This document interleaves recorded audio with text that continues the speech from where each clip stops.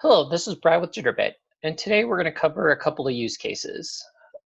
First, the use case we're going to cover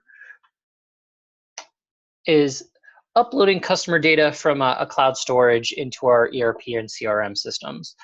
For cloud storage today, we're going to use an S3 bucket on AWS, and for the ERP system, we're going to be using NetSuite and Microsoft CRM for our CRM system.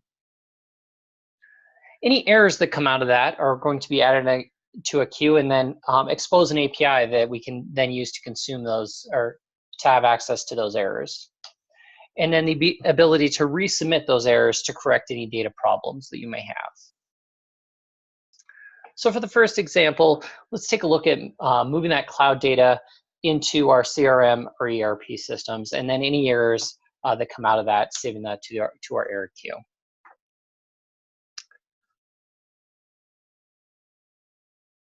So first, we're going to be uploading several customers, but the first one I'd like you to take a look at here.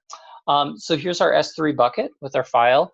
And in that file, we have several customers, but there is one that has some inconsistent data, that data being a zip code that isn't valid.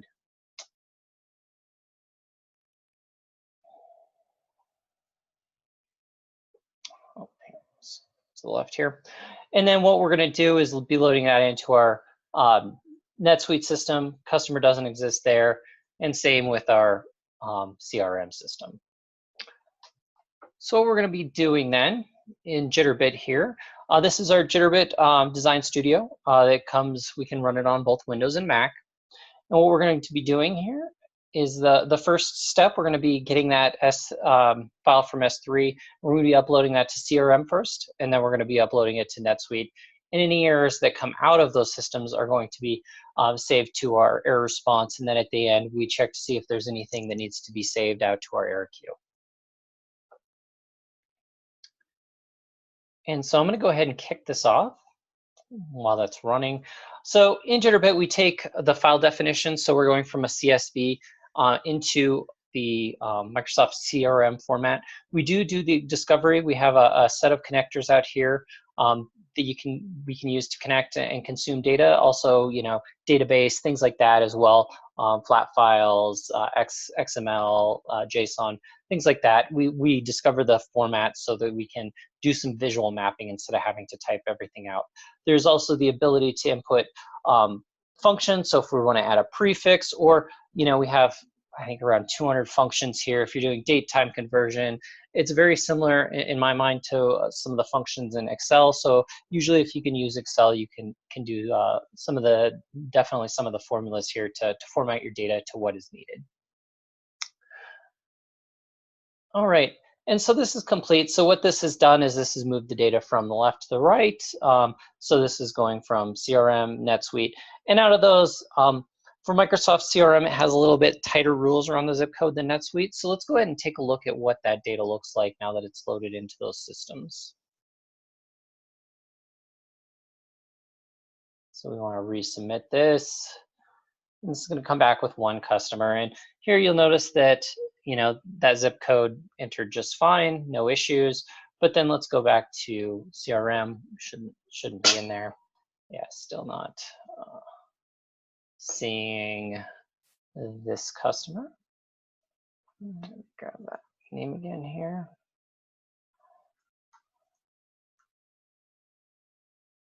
Oops, grabbed a little too much. All right, we're grabbing that name, just searching, still not there. So that really concludes the first part where we're actually moving the data from one system to the other. But any of the errors that come out that may prevent your system from being able to accept the errors, those have been added to a queue. So to recap here, what we've done is we've loaded from a cloud storage into your CRM and ERP, and depending on if there were errors, then we kick those errors to a queue. And that brings us to the second point. So what we've done is we've exposed an API that checks that queue and transforms it from a CSV into a JSON file that we can then consume. So let me show you what that looks like. So here is an example. So what we're going to do is we're going to go ahead and do send. What this is doing is this reaching out to Jitterbit grabbing the next error in the queue and giving it back. And it's letting us know, hey, your postal code was over the maximum allowed length. And to give you an idea of what that looks like in Jitterbit, what we're doing is we're saying, hey, give me the next file. It reaches out, grabs that file, converts it from a CSV flat file structure to a JSON entity that you would see normally in a web-based application. So the idea here is you could stick this into an already existing one, or you could use things like a database or a true JMS, or you could even write it out to Jira or some other third-party application where you manage your errors. So it takes that, converts it, and we get this nice JSON payload back letting us know, hey, well, what our error was and what the data was that was going in.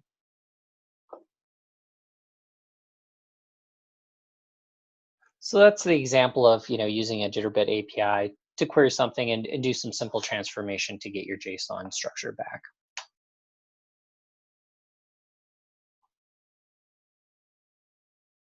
And now what we're doing here is, now that we have the error, we want to be able to resubmit that JSON package after we've corrected the data so that it can be updated both our ERP and CRM systems. And then again, if for some reason the data isn't completely fixed, add it back to the error queue.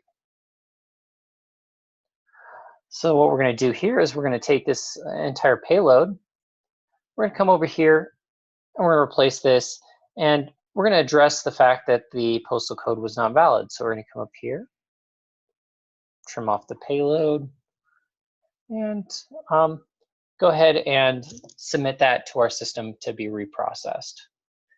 Now, for right now, it just returns a 202 as it was accepted. There was no errors in the data. And then we come back here to see what that process looks like. So in Jitterbit, we're accepting the response and saving it into a variable so we can use it for both of the processes. So what it's doing is it's taking that, converting, taking the JSON again and converting it over to a structure that Microsoft is expecting, and then submitting that across. And again, any errors that come out, saving those to an error variable, and then same with the NetSuite connector as well. And once it's done, it decides if it needs to split anymore. So let's go ahead and take a look at what we have now in our two systems. Let's go back here. Let's go ahead and resubmit this. You'll see that the zip code has been updated to a correct format here. And now also we will see this has been added here as well with